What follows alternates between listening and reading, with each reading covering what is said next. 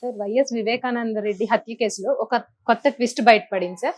ఏంటంటే పిఏ కృష్ణారెడ్డికి నోటీసులు ఇచ్చారు సునీత వాళ్ళు అంటున్నారు. అసలు కృష్ణారెడ్డికి ఎందుకు నోటీసులు ఇచ్చారు సార్? ఏంటి సార్ ఏ విషయం బయటపడింది? వివేకానంద రెడ్డి కేసు చెప్పుకోవాలంటే 2019 మార్చ్ 15న ఆయన హత్య కావించబడ్డాడు. దాంతో ఫస్ట్ ఏమో అతనికి హార్ట్ అటాక్, గుండెపోటు అన్నారు. దాని తర్వాత హత్య అని బయటకు వచ్చింది. ఆ క్రమంలో ఫస్ట్ లో ఆయన హత్యలో భాగం అన్నట్టుగా చాలా మంది మీద కేసులు పెట్టారు. అందులో పిఏ కృష్ణారెడ్డి కూడా ఉన్నాడు. పిఏ కృష్ణారెడ్డి అంటే ఆయన పొలిటికల్ పిఏ కాదు, ఆయన కాలేజీలో జాబ్ చేస్తాడు. అర్లీ మార్నింగ్ 5:30-6కు వచ్చి 10-11 వరకు పనిచేసి వెళ్ళిపోతాడు. గత 30 ఏళ్ళుగా ఆయన, ఎందుకంటే వివేకానంద రెడ్డికి ఆయన నమ్మిన మొంట్లాగా, సో నమ్మకస్తుడు కాబట్టి ఆయన పెట్టుకున్నాడు. ఆయన కూడా అర్లీ మార్నింగ్ వస్తాడు. రెండోది, అప్పటికే వివేకానంద రెడ్డి భార్యతో దూరంగా ఉంటున్నాడు. సౌభాగ్యమ్మ, ఆమె సునీత దగ్గర హైదరాబాద్లో ఉంటుంది. సునీత ఇక్కడ హాస్పిటల్లో జాబ్ చేస్తుంది. వాళ్ళ హస్బెండ్ నర్రెడ్డి రాజశేఖర్ రెడ్డి. సో ఈ సెటప్లు ఏంటంటే అప్పటికే డబ్బులు కానీ అన్నీ కానీ కట్ చేసేసారు. ఆయనకి ఇచ్చకపోవరు కానీ ఏమి లేదు. ఎందుకంటే వివేకానంద రెడ్డికి ఇంకొక ముస్లిం అమ్మాయిని పెళ్లి చేసుకున్నాడు. సో ఆమె కొడుకు కూడా ఉన్నాడు. సో అందుకని వీళ్ళు ఎక్కడ ఆమెకి మొత్తం ఇచ్చేస్తాడని కంట్రోల్ చేశారు. సో ఇవన్నీ చూసుకునేది ఈ పిఏ కృష్ణారెడ్డి అన్నమాట. అందువల్ల పిఏ కృష్ణారెడ్డి ఎప్పుడు కూడా నిరంతరం ఇటు రాజశేఖర రెడ్డి, సునీత, సౌభాగ్యమ్మ టచ్లో ఉంటాడు. వీళ్ళ ఆజ్ఞల్ని, ఆర్డర్స్ని ఆయన అమలు చేస్తూ ఉంటాడు. ఒక రకంగా వీళ్ళిద్దరి మధ్య ఒక సయోధ్యకర్తలాగా పనిచేస్తున్నాడు పిఏ కృష్ణారెడ్డి.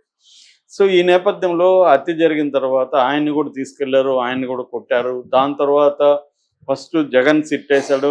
ఫస్ట్ చంద్రబాబు ప్రభుత్వం ఉంది అప్పుడు హత్య జరిగినప్పుడు. మళ్ళీ జగన్ వచ్చాడు, 2 సిట్లు వచ్చాయి. దాని తర్వాత సునీత మొదటేమో చంద్రబాబే చంపించాడు అన్నట్టుగా మాట్లాడింది. దాని తర్వాత ఆమె యూటర్న్ తీసుకొని జగనే చంపించాడని రివర్స్లోకి వెళ్ళింది. ఈ లోపల జగన్ ఏమో చంద్రబాబు ఉన్నప్పుడేమో దాన్ని తనకు అనుకూలంగా పొలిటికల్గా ఉపయోగించుకోవడానికి నారాసుర రక్త చరిత్ర పుస్తకం వేసి తెలుగుదేశం వాళ్ళే చంపారని చెప్పి జగన్ దాన్ని ఉపయోగించుకున్నాడు. అది జగన్కు ఉపయోగపడింది కూడా.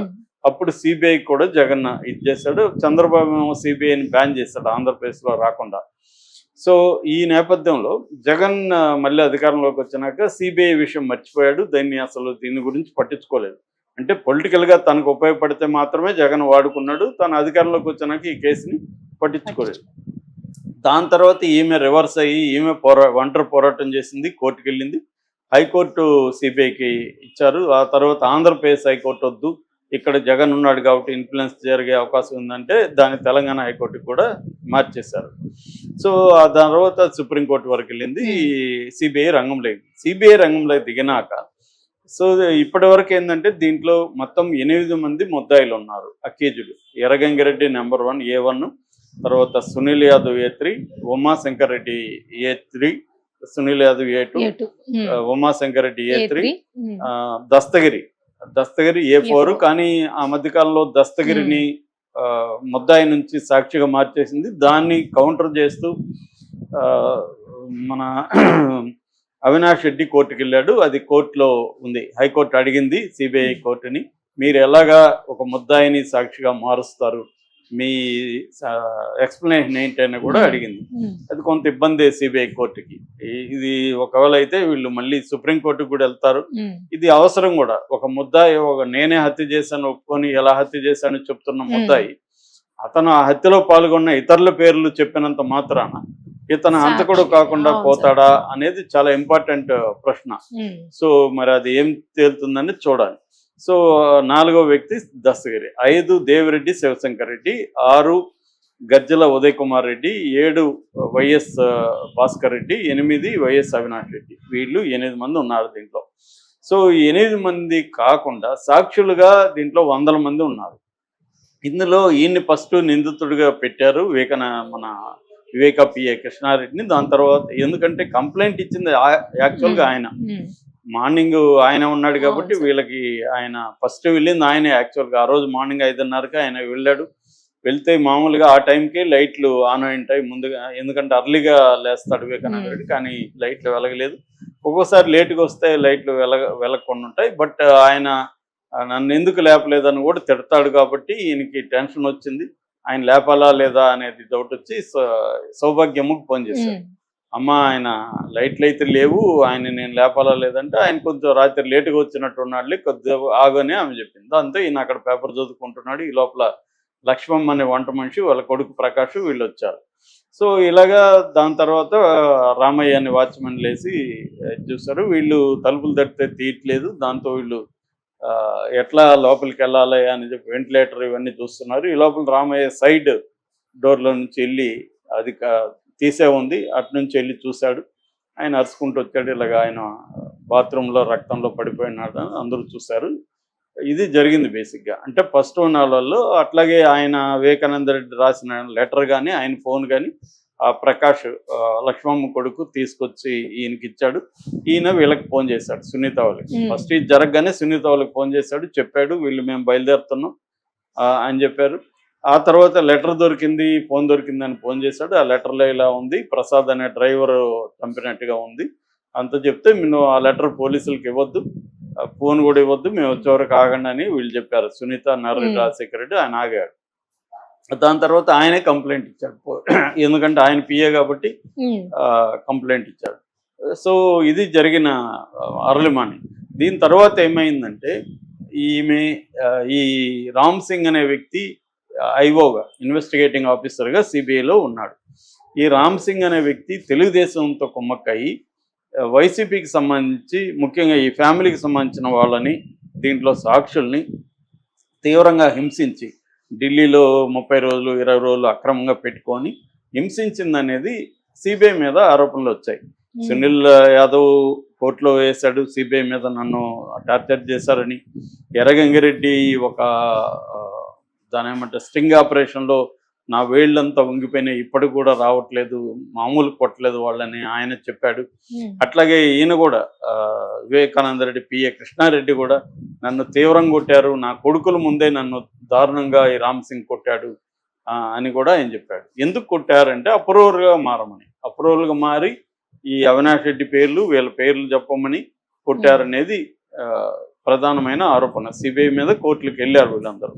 అలాగే ఈయన కూడా 2022లో కోర్టుకి వెళ్ళాడు. ఈయన ఇంకోటి కూడా ఏంటంటే ఈ సునీత నర్రెడ్డి రాజశేఖర రెడ్డి కూడా ఈయన్ని పిలిచి వాళ్ళ కంపెనీలో నర్రెడ్డి రాజశేఖర రెడ్డి కంపెనీలో పనిచేస్తున్న వీళ్ళ అబ్బాయి ఉద్యోగం కూడా తీసేసి ఆ అబ్బాయికి పెళ్లి ఫిక్స్ అయితే దాన్ని కూడా క్యాన్సిల్ చేసే విధంగా వాళ్ళు బిహేవ్ చేసి ఇవన్నీ చేశారు.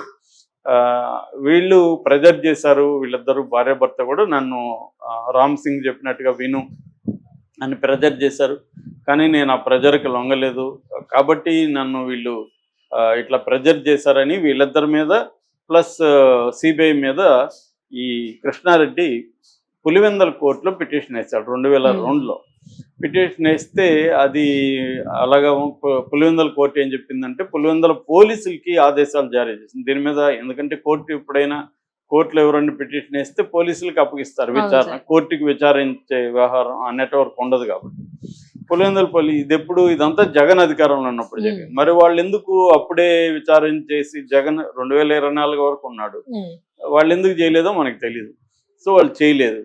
చేయకపోయేసరికి ఇప్పుడు చేశామని చెప్పి ఇప్పుడు వాళ్ళు కోర్టులో ఒక ఇది చేశారు. అందులో ఏంటంటే మేము దాదాపు 23 మంది సాక్షులను విచారించాం, ఈ కేసుని క్షుణ్ణంగా పరిశీలించాం, విచారణ దర్యాప్తు జరిపాం, ఇదంతా అబద్ధము, ఇతను పెట్టింది ఫాల్స్, ఇతను ఎవరు టార్చర్ చేయలేదు, వాళ్ళు బెదిరించలేదు అనేది కోర్టుకి పులివెందుల పోలీసులు ఇప్పుడు పెట్టారు.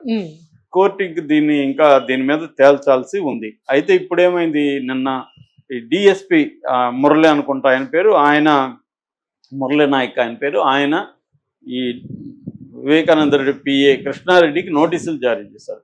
అంటే నీ మీద ఎందుకు కేసు పెట్టకూడదు, నువ్వు తప్పుడు ఆరోపణ చేసావు కదా. ఇక్కడ ఎలా ఉంటుందంటే ఆయన బాధితుడు, ఆయన దెబ్బలు తిన్నానని కేసు పెడితే మళ్ళీ మన మీద ఇంకొక కేసు. ఇది వ్యవస్థలో అంటే రాజకీయాలు ఎంటర్ అయిపోతే హత్యల్లోకి జరిగేది ఇదనమాట.